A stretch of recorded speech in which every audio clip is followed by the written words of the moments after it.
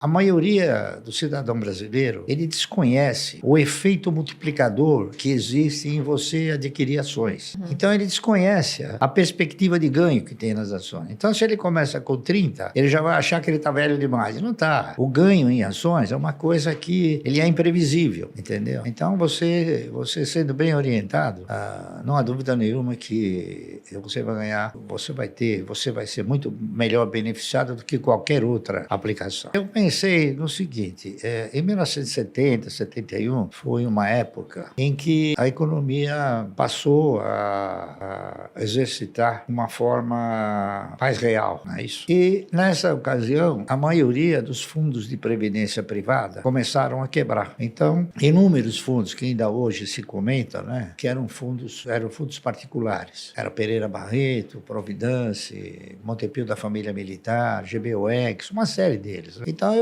eu comecei a ficar, assim, eu diria até preocupado, né? Se os fundos de previdência privada quebraram, até que ponto uma previdência sustentada pelo Estado poderia me proporcionar uma renda mensal digna, não é isso? No futuro. Então, eu comecei a pensar no futuro. E pensando no futuro, eu fui avaliando o quê? Fui avaliando as oportunidades que se ofereciam na época, que era letra de câmbio, o RTM, a RTP, bônus rotativos, tinha uma série de aplicações, é isso? E tinha também ações que você participava no projeto de empresas, é isso? Então eu fui fazendo avaliações e cheguei numa conclusão de que seria talvez um pouco difícil a Previdência proporcionar um retorno. Então eu fui buscar uma outra fonte de previdência, uma outra fonte. Então eu examinei inúmeras fontes, a RTM, o RTP, bônus, LC, contratos mercantis, enfim. Cheguei na conclusão que as ações, elas ostentavam e reuniam condições, se você tivesse a participação em bons projetos, em projetos de empresas futuristas, de você estar assemelhado com a postura do controlador ou dos maiores acionistas. Então eu comecei a fazer o quê? Um estudo mais profundo de algumas ações de empresas que pudessem garantir ao longo de um período longo essa condição, a condição de te proporcionar uma renda mensal. Então eu comecei a analisar com bastante profundidade, não é isso? E acabei fazendo o trabalho daquela que eu interpretava ser a empresa que melhor poderia suprir um projeto de 30 anos. Por quê? Porque se você tinha que contribuir 30 anos para a Previdência, eu interpretei o seguinte: por que não comprar 1.000 ações por mês durante 30 anos? Foi o que eu fiz. Então eu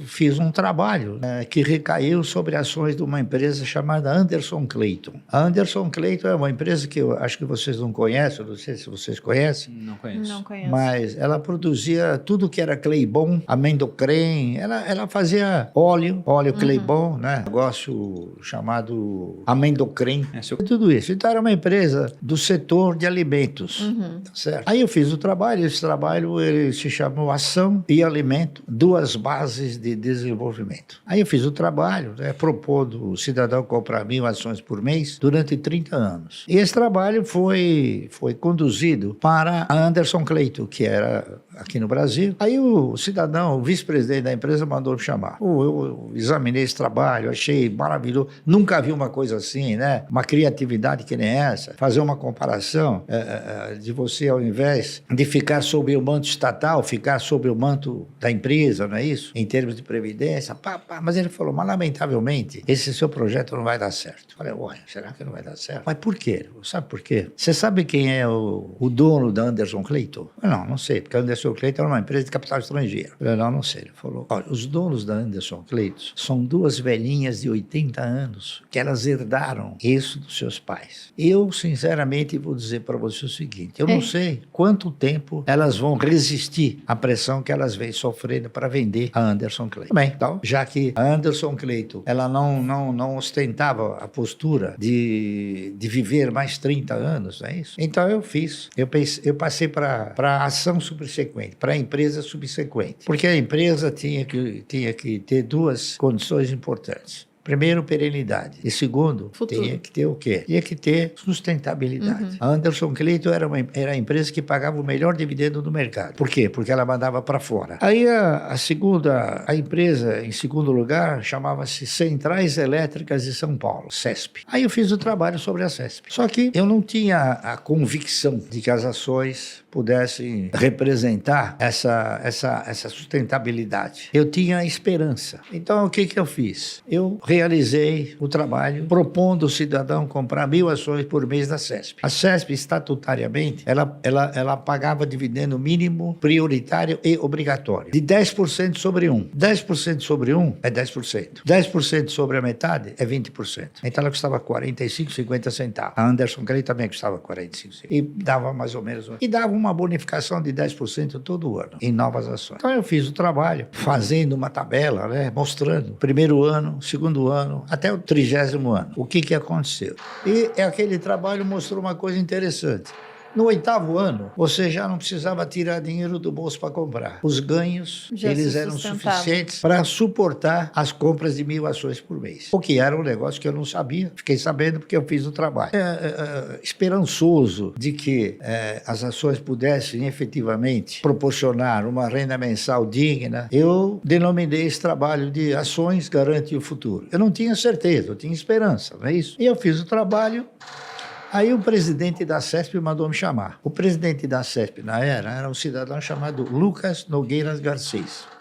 Ele foi governador do estado. E o diretor financeiro era um cidadão chamado Moacir Teixeira. Aí eu fui, conversei com ele, ele me chamou lá no salão nobre, lá. Chegou para mim e falou, seu Márcio, eu quero comprar o seu trabalho. Falou umas 10 vezes. E eu falei 10 vezes para ele, mas eu não fiz o trabalho para vender.